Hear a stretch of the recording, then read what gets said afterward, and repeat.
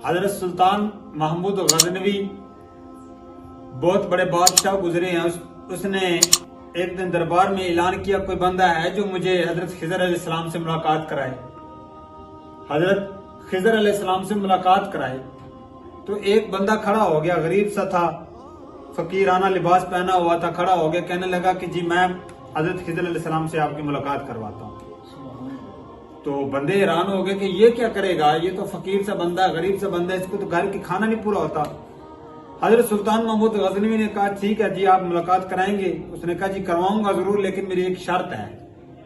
हजरत सुल्तान महमूद गजनवी ने फरमाया कौन सी शर्त है। उसने कहा जी 6 महीने का राशन मेरे घर में आपने पहुंचाना है, 6 माह मैं चिल्ला काटूंगा और उसके बाद हजरत खिजर अलैहिस्सलाम की मुलाकात होगी। हजरत सुल्तान महमूद गजनवी सरकार ने कहा ठीक है जी मैं आपको 6 महीने का राशन आपके घर पहुंचाऊंगा, आप चिल्ला काटें। वो जंगलों में चला गया, पीछे 6 माह उसके घर में राशन पहुंचता रहा। 6 माह बाद जब वापस आया ना तो हजरत सुल्तान महमूद गजनवी ने उसे दरियाफ्त किया कि 6 माह गुजर गए हैं और आपने हजरत खिजर अलैहिस्सलाम से मुलाकात नहीं करवाई। उसने अर्ज की हाथ जोड़ के कि ऐ बादशाह सलामत, दरअसल मेरे 6 माह के जो चिल्ला था उसमें थोड़ी सी गलती हो गई और मेरा इसलिए वजह से हजरत खिजर अलैहिस्सलाम से मुलाकात नहीं हो सकती। तो हजरत सुल्तान महमूद गजनवी ने कहा कि अब क्या किया जाए। उसने कहा जी 6 महीने का और वक्त चाहिए। आपने कहा ठीक है। कहने लगा जी राशन भी घर पहुंचाना है। आपने फरमाया ठीक है। 6 महीने फिर जंगल में गुजार आया।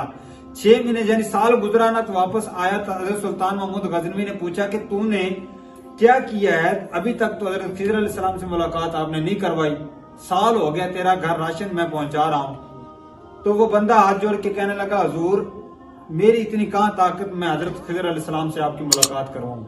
मैं तो घर से तंग था, मेरे घर का खाना और राशन पूरा नहीं होता, मेरे घर में राशन पूरा नहीं होता था तो मैंने बचने के लिए घर के फिक्र की वजह से मैं निकल पड़ा।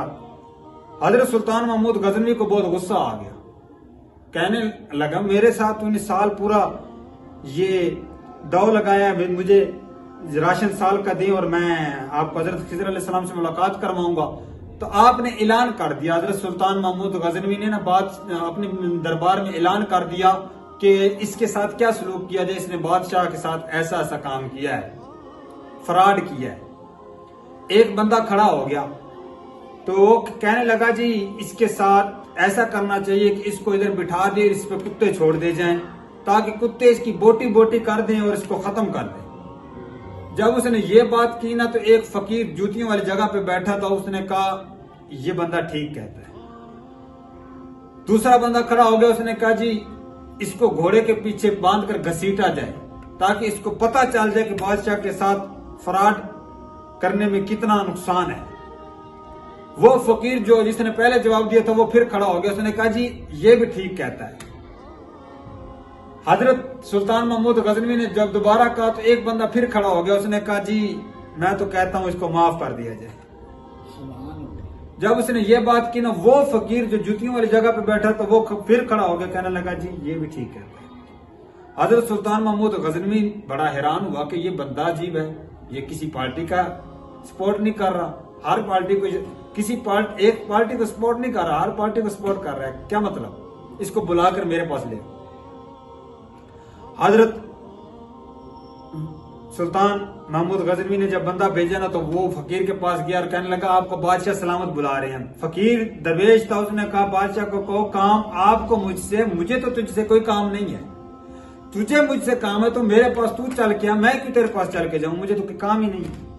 ये होते हैं दरवेश जो बादशाहों की चापलूसियां नहीं करते, बादशाहों के पीछे नहीं भागते बल्कि दुनिया उनके पीछे भागती है। बादशाह चाहे जितने मर्जी हो दर्जे का बादशाह हो, चाहे कोई भी हो, फकीरों के दर पे वो आते हैं। तो जब सुल्तान महमूद गजनवी के पास पैगाम आया कि वो फकीर कहता है काम तो आपको मेरे साथ है, मुझे तो कोई काम नहीं है।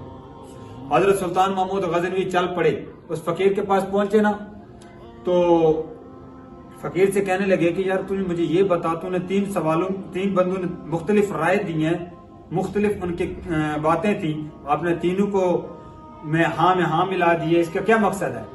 उसने कहा जी बादशाह सलामत बात दरअसल ये है कि जिस बंदे ने ये कहा था ना कि इस पे कुत्ते छोड़े जाएं, इसने अपनी असलियत दिखाई है। इसके अबाव अजदाद, इसकी बरादरी वाले इसके पीछे सारा यही काम करते थे। अगर कोई गुनाह कर लेता था तो उन पे कुत्ते छोड़ दिए जाते थे।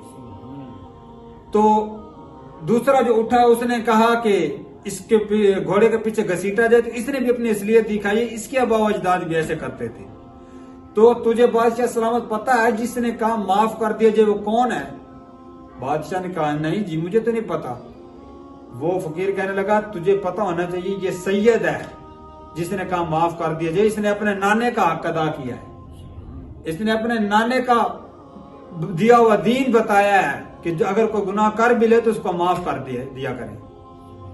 तो हजरत सुल्तान महमूद गजनवी ने जब ये बात सुनी ना, कान में पड़ी कि सैयद ने ये कहा है और सैयद मेरा गुलाम, तो भागा। परेशानी के आलम में कपकपीदारी हो गई जिस्म पे कि सैयद मेरा गुलाम रहा है और मुझे पता नहीं चला। भाग के सैयद के पास आया और कहने लगा आप सैयद थे और मुझे बताया नहीं।